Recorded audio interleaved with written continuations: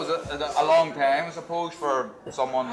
I still think I can punch a bit, so to go 3 years without stopping someone probably tells a different story. But it was good to get it done. I felt like the performance was good. I listened to the corner. It was important to break him down round by round, not try and take him out straight away. And I think I'd done that, and I was able to try different things in there tonight. I was trying different shots, and I don't often, hurt people or drop my body shots. That was another thing that I'd done tonight. But happy with the performance. I suppose coming into this one, you're a big favourite and expecting to win. You have that much experience that you weren't ever going to take your eye off the ball and kind of fall into a place of complacency, really? No, obviously, people are talking about Warrington, Valdez and what have you, but I was asked the questions and I answered them. I never took my eye off Luke Jackson. I know he kept talking about me being complacent and overlooking him, but I think it was like a comfort blanket for him, and he wanted to believe that I was overlooking him, but I didn't for a second, and I trained very hard. I was flying there at the end, you know what I mean? 9 rounds, 10 rounds? 9 rounds. I was fresh, like I could have done another 9. That's different for you tonight, I know you love box off the back foot, but you kind of have to go up 4 sections a bit more tonight. Yeah, I was doing a bit of both. I think I dictated the pace with my jab. My jab felt like it was landing a lot, short jabs, long jabs. I think the distance control was very, very good. And again, I was trying things out. I'm just, happy with the performance. Luke is a tough guy, and he stayed in there. And I think if the corner hadn't threw the towel in, he'd have still been in there right at the end. So credit to the Billy Hussein.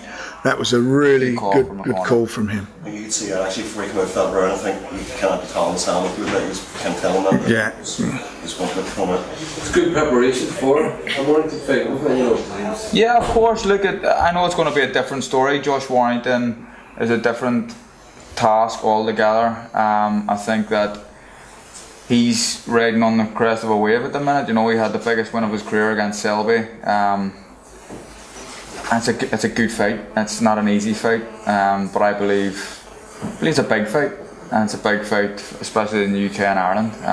It's a huge fight, Yeah. Out of tonight, you got 2 huge fights. Carl and Josh Warrington is a dream fight.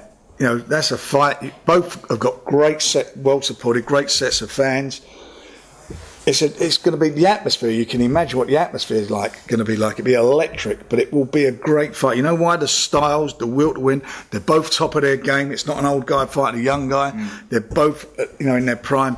You're going to see something special. That is going to be the best domestic fight for many, many years. I'm absolutely confident of that. When do you think will be a sort of a date on it? Before the end of the year. We've got to work it out, because obviously there's another fight, and it's working out what dates these fights will take place. Manchester making more sense of the side. Well, the problem you've got, we're in August. Unfortunately, summer deserted us tonight, and it got quite wet. So there's no. It's a stadium fight, but we're not going to get it into a stadium before Christmas, and the guys will wind up having in position where they'll be having mandatory defences. So we don't want to get bogged down with that. We want to get the fight on, and they both want it. This is what it's about. This is the best fight and the best, and it's the fans are going to love this. They're going to benefit from it. Carl, it was obviously you dreamt of fighting here. You knew you couldn't fail, but was one of the most pleasing things for you tonight. And most people are saying it was almost perfect performance. Your composure was there in a major way. Was it composure that you really felt tonight? Yeah, I felt very composed and disciplined. And if you look at the Donaire fight, I would probably say the same. I think a lot of that's down to Jamie Moore, and he drills it into my head, breaking these guys down round by round, and not trying to. Not getting too carried away with the occasion or the atmosphere. Cool head in a hot kitchen. That's the advice he gave me just before the first bell went, and I think it worked the truth. I was breaking him down, done the job well. Jab was good, distance control was good, and I got rid of him then when the time was right. And what was that feeling like walking out tonight? Because it was an amazing atmosphere. It was unbelievable, honestly. I don't know if this is a bit vain, but I was watching myself on the big screen walking, and I was smiling at myself, and looked like I had a nice tan and stuff, and felt good. I had the collar up and everything. It was good. Carl, the fact that you were able to try things out. Was that unusual for you in such a big fight to feel so relaxed as you could do? Yeah, I think so. Bleeding, but I don't want no I don't want to give Luke a disservice, but I just feel like I was a step above, and I felt like I was able to read things and see things and judge. The distance was the main thing. I think that was everything. He's working off that jab. Yeah, and the jab broke him down. Short jabs, long jabs. I think you could have stopped him earlier if you had him maybe running through the gears. Maybe, but doesn't matter. You know what I mean? Yeah. It doesn't matter. I done what I had to do, and the towel come in. He was a tough wee man, really, really hard man. I had him with a body shot before it dropped him. Left hook to the body. Left hook to the body before it dropped him, and I don't know how he stayed up from it. He done it in a couple of rounds before. You clipped him, but you hurt him with it. Yeah. And he winced, but and it sunk. I felt it was one of them ones, like good shot, feels good, and he stayed there. So hard wee man. How exciting the fight is this Warrington fight? Very, very exciting. I think my fans will be excited by it. I think Warrington's fans will be excited by it. I think the atmosphere is going to be electric. It's going to be one of the best atmospheres ever. You talk about, I don't want to blow my own trumpet or Warrington's trumpet. I don't want to blow Warrington's trumpet.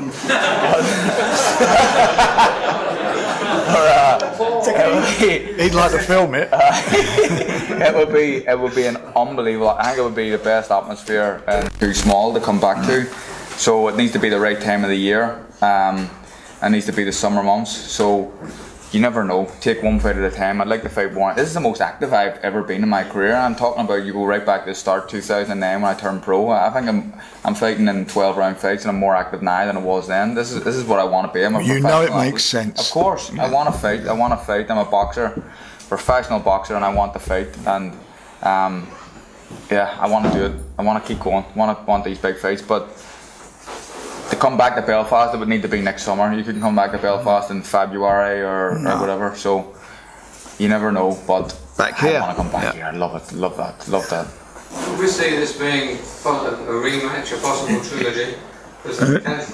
Depends how the fight turns out. I mean, everybody has opinion on fights. Everybody has an opinion on this fight, and who knows what's going to happen. It's all I know. It's going to be competitive. Yeah, and that's the name of the game.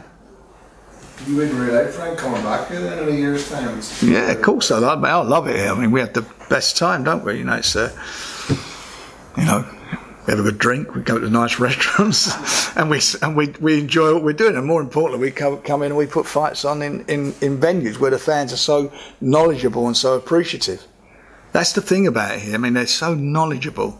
They get behind it. And when you think the size of the city, the population, you think like the ratio of how many people come to the fights. It's I can't think of many places like it.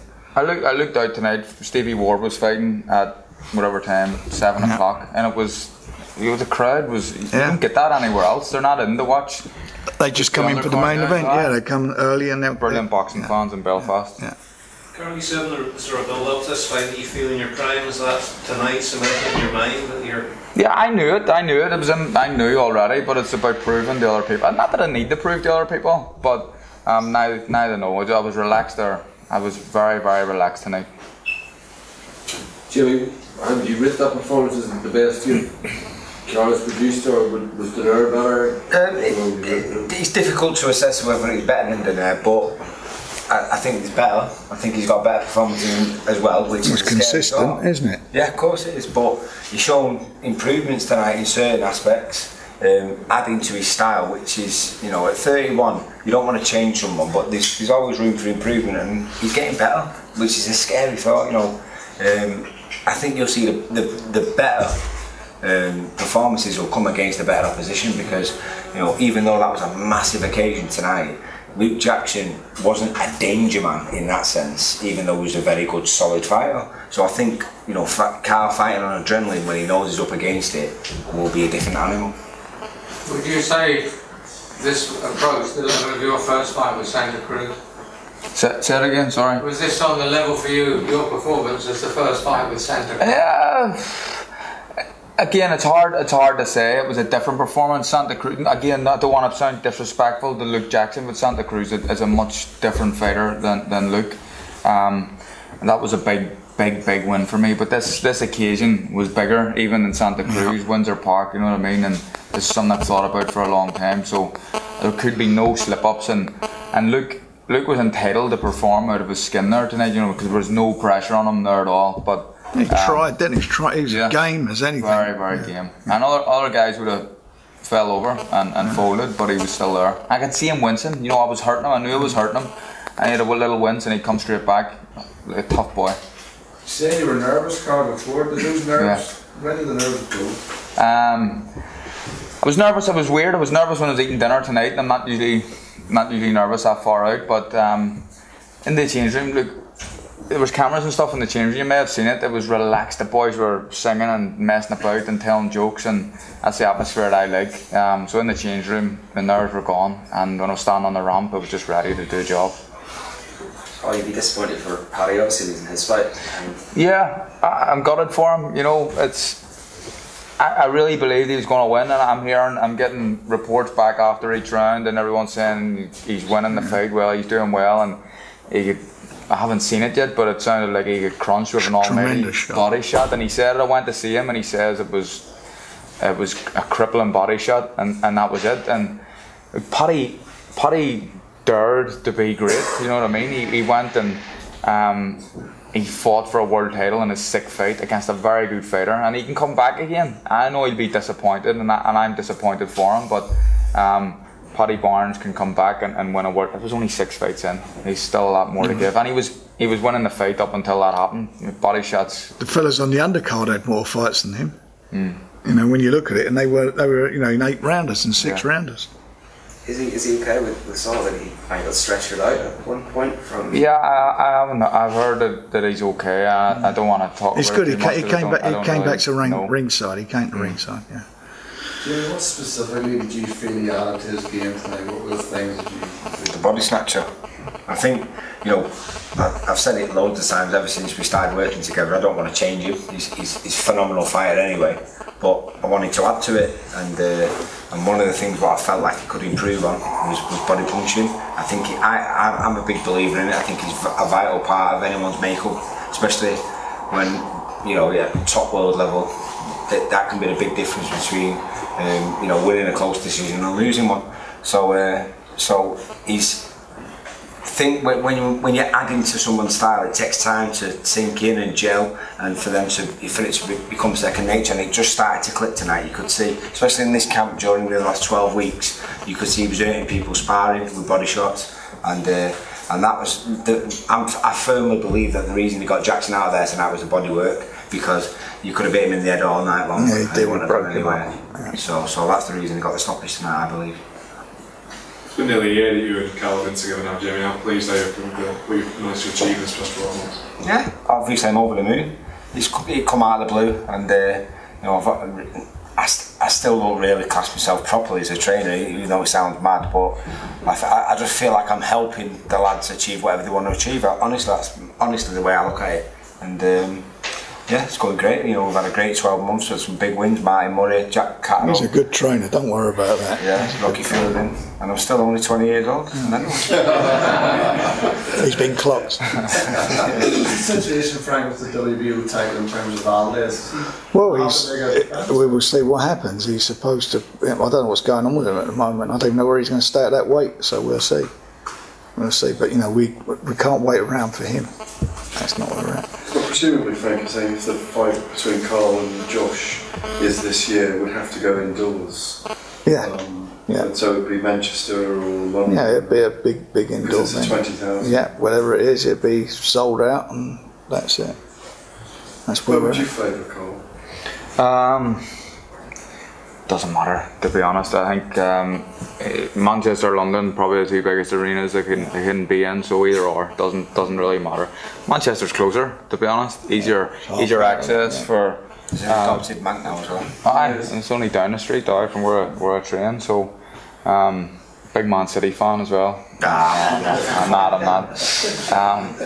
Don't follow anyone in England, just to put it out there. But Manchester probably makes more sense. A happy hunting ground for you. Yeah, I've already won a big fight there, and a domestic fight. So yeah, there I'm happy with there. can we just do a couple of questions because obviously it's late and he's been on. So because the Scott Quigg fight was billed as going to be a thrilling fight, and although you performed really well, it wasn't a thriller. Would the Warrington fight be that kind of? You never know. I think it probably has the ingredients. The Scott Quigg's tactics when he fought me were strange, to say the least, and I won the fight kind of not having to really do a lot. So I don't think Josh Warrington is going to give me 6 rounds by not doing anything. So completely different fight. And I think it would be a better fight. It'd have to be. It couldn't be any worse. Right, are we done? Yeah. Ladies and gentlemen, thanks very much. Thank you.